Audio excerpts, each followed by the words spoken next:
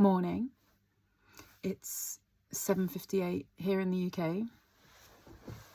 I wasn't planning to talk at all right now, but I've just been, as soon as you go on YouTube, it's just, on my algorithm at least, it's just Epstein files this, and this has been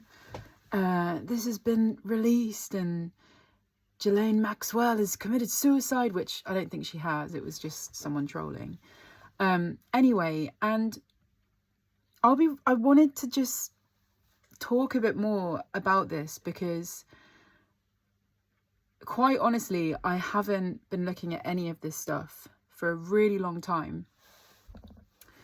When I was 16, I'm 36 now, so we're talking 20 years ago.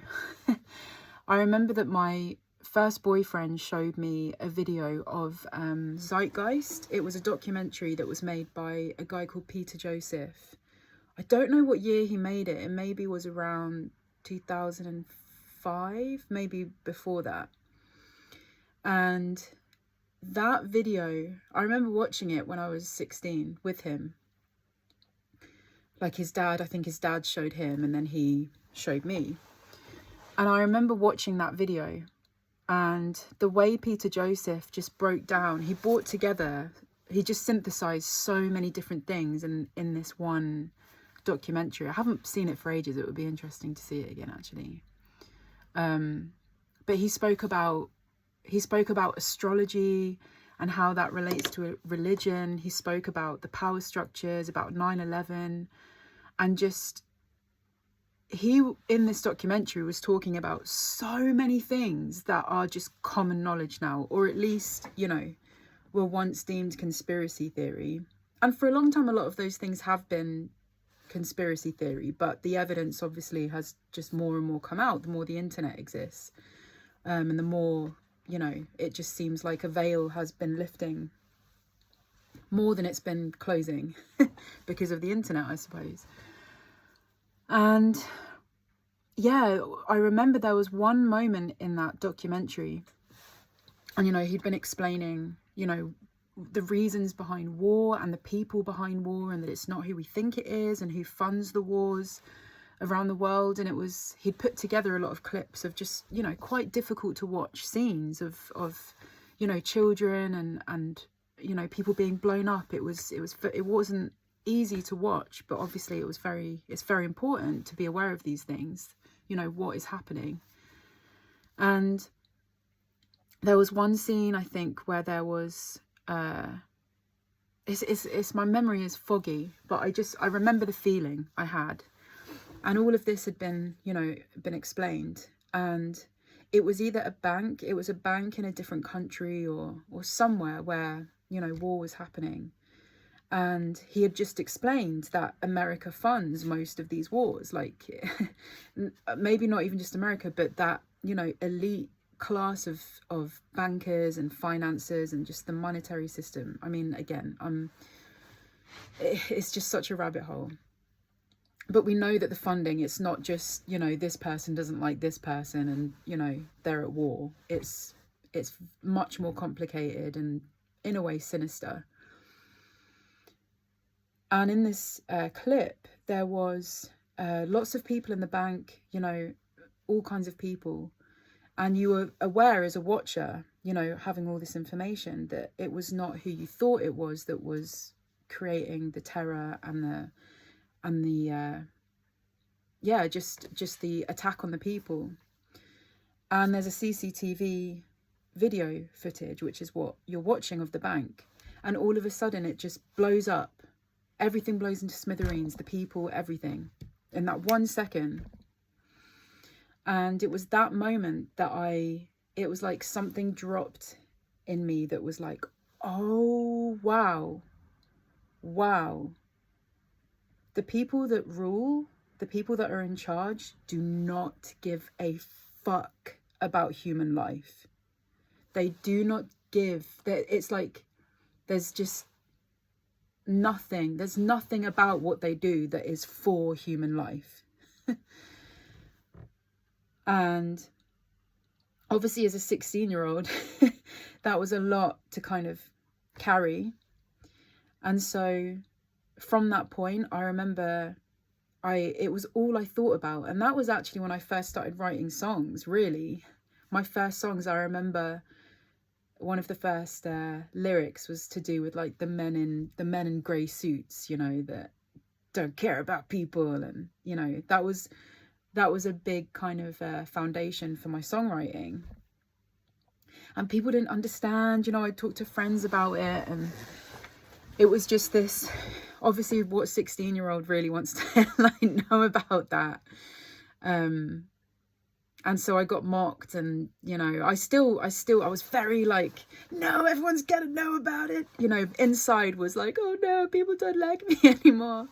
But there was this fire that I couldn't stop sharing about it and saying 9/11, like, it's not what you think, and the wars, and like, this is awful. We need to like be aware of this. And I went down all these rabbit holes constantly, and it was, you know, it was a lot to carry at that age. Now, looking back on it, you know, and especially no one else I knew other than my boyfriend at that time, and that was that was not a pleasant relationship. So it's not even like, you know, there was that freedom to kind of just talk about it, because we were consumed with other problems. And yeah, as I grew up, I think someone introduced me to well, actually it was a woman that I was singing in a band with, like a covers band, and she introduced me to David Icke. And obviously he's another master synthesizer of information. He brings together so many things that, again, have always been called conspiracy and have always been said to be, you know, bullshit or just tinfoil hat wearing material. But we're seeing now all of this information that's coming out is everything these people have been saying. And it's really hard. Like, the reason I felt to record this was because I was listening to this guy talk about the Saturn-Neptune conjunction astrologically, and he was mentioning that connection with, historically, a Saturn-Neptune conjunction brings out a lot of truth. You know, things start getting revealed about the power structures, because Saturn is to do with the power structures. Neptune is about dissolving. It dissolves things. So, you know, it's the Saturn-Neptune conjunction is on February 20th, but all around this time, it's, you know, that's what's happening. We're going to see a lot more coming out.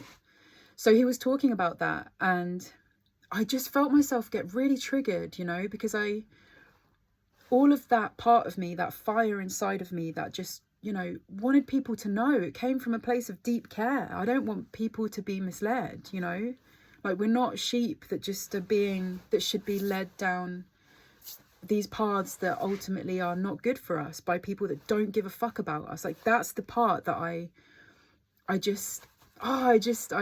couldn't contain, you know. And that's why, despite being mocked, and, you know, I'd share things on Facebook and I would get so much abuse. in the comments, and it was really hard because I knew it was coming from a pure place. I maybe said it with a lot of passion, and, you know, sometimes that naturally just brings the opposite extreme, or the, you know, I was putting out a lot of fire, so I was getting fire back, you know. And I only can kind of see that now in hindsight, that's probably why I did attract that same level of resistance, was because I was being very vocal about things. And that's not a bad thing. It's just, you know, I wasn't prepared. I didn't have like a thick enough skin to deal with that kind of comeback.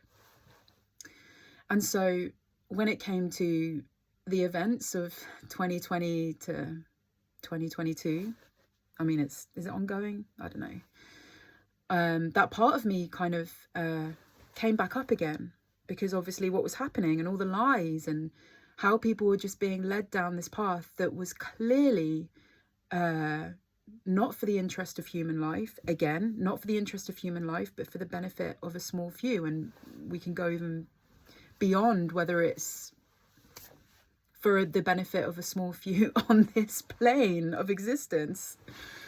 So many rabbit holes. But that fire came back, and I was very, very vocal again, and I faced a lot of backlash again, just people thinking it was okay just to mock and sneer and get into groups, and it was awful. There would be like, especially this group of guys from Brighton.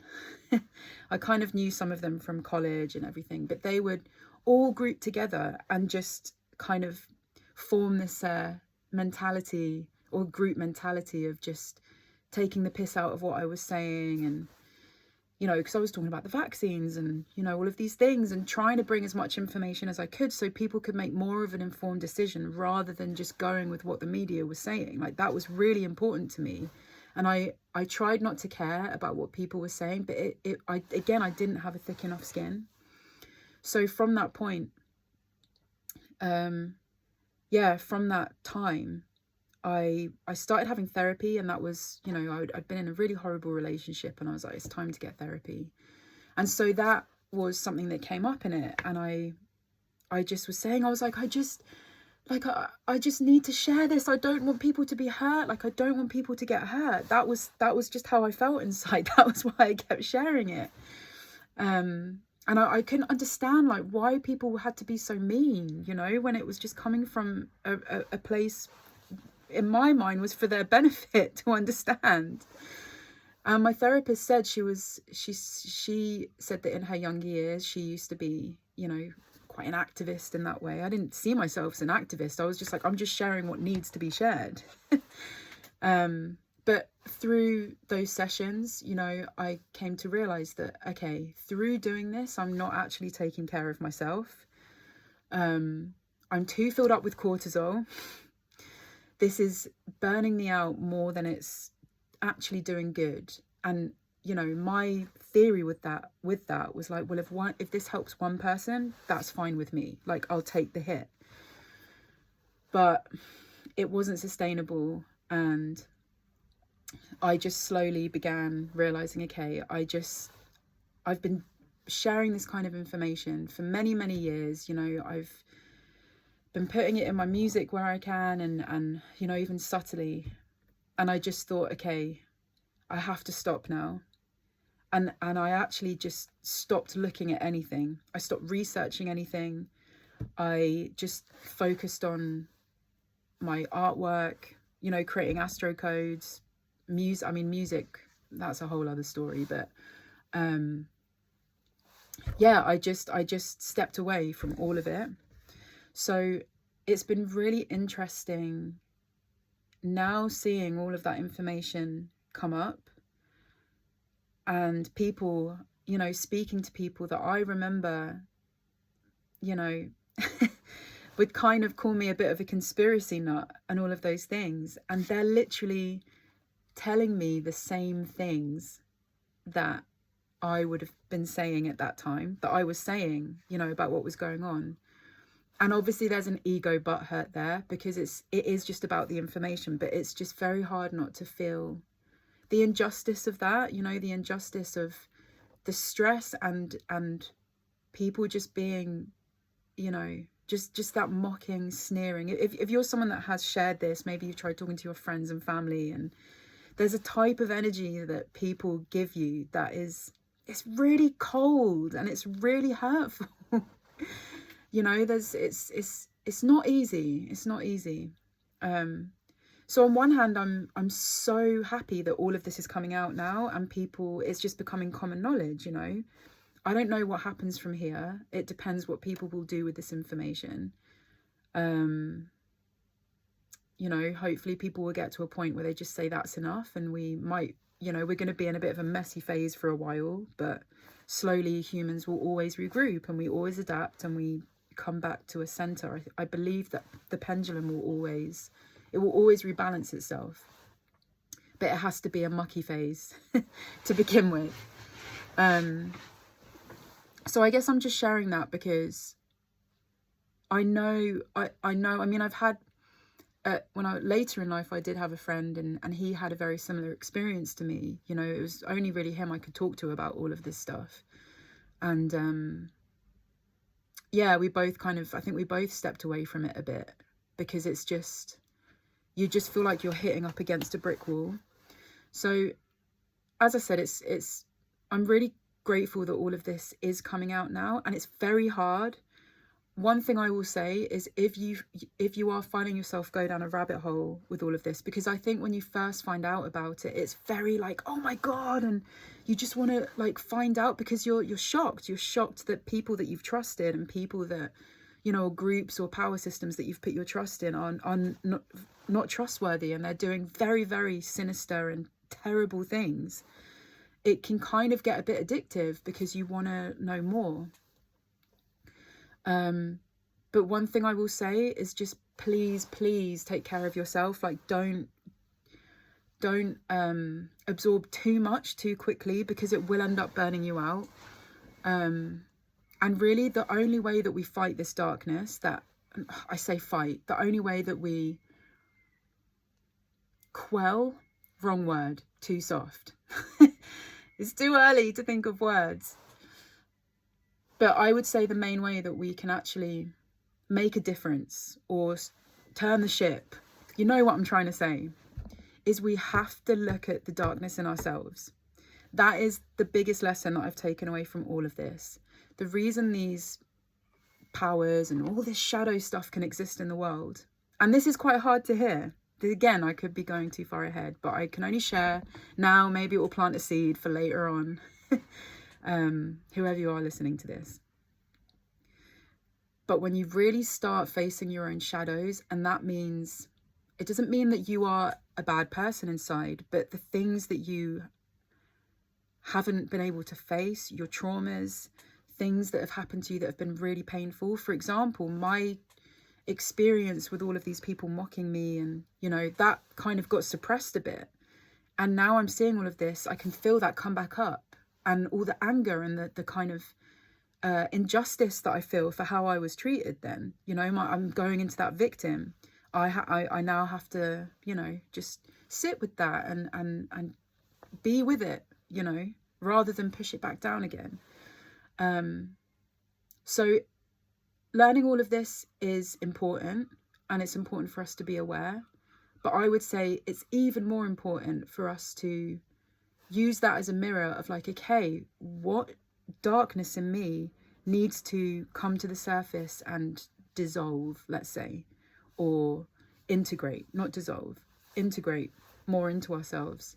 You know, that could be things that happened to us when we were really young that we just have never had an opportunity to process, or, you know, anger and just all of those things, because the more that we are able to face that in ourselves, the less the outside world has anything to mirror it from. You know, we're very encouraged not to face our emotions. We're encouraged not to go deep in ourselves, you know, and in a way that's what continues feeding. It's as above, so below. All of these secret societies and all of these people, they understand these concepts. And the more that we can be aware of that more kind of esoteric way of thinking, you know, seeing life as a mirror, the more that we can play them at their own game, you know, in that sense. But I'm being careful to use like us and them words, because ultimately it is all just a mirror. But yeah, I hope something in that resonates, and yeah, don't get too caught in the rabbit hole. Just pace yourself, because there's a lot and it's not easy to listen to, and yeah, just drip feed your awareness of it. Have a beautiful day.